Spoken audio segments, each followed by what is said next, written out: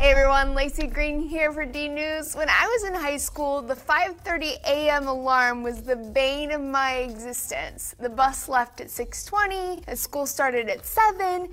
Meanwhile, I wasn't able to fall asleep till like midnight. A lot of medical experts agree that teenagers need 8.5 to 9.5 hours of sleep every night, yet most high school students in the US only get 7 hours or less.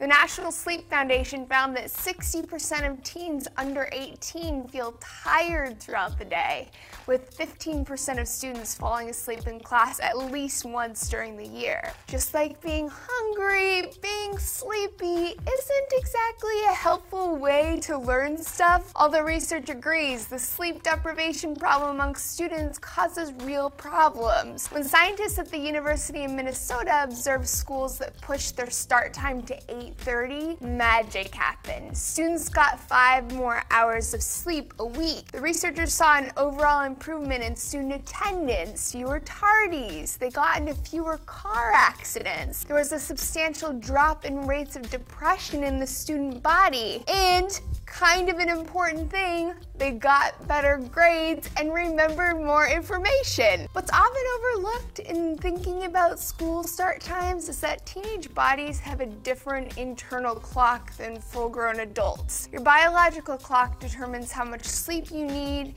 and when your peak alertness and sleepiness will be. So this clock changes over the course of your life. Researchers at Brown University found that in teens, the internal clock is on phase delay. In phase delay, teenagers need more sleep and they naturally fall asleep later and wake up later. During the time older adults start to get tired around 9 or 10, teens actually feel a little more alert, with sleepiness typically setting in between 11 and 12. So by starting school at 7 and finishing around 2, you're fighting nature, and you'll never win against nature. So, hey America, why are we doing things that make approximately 0 sense? Earlier this week, U.S. Education Secretary Arne Duncan asked the same question.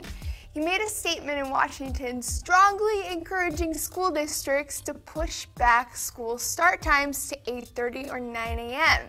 He said there's lots of research and common sense indicating that teens are struggling, and yet he's preaching to the choir. 80% of adults polled by the NSF think school should start later than 8 a.m. So what's the holdup? School districts are reluctant to make it happen because of all those pesky logistical details. Delaying start time would mean pushing bus times back, coaches will have to rethink scheduling practices, parents who are arranging transportation and childcare will have to sort all of that out, and it may complicate the situation for teens with after-school jobs and extracurriculars. So pushing back might be kind of a pain, but it seems like a small price to pay considering the facts. That's my take anyway. Do you think we should push back school starting times? Let me know what you think down below or on Twitter @DNews, and I'll catch you next time.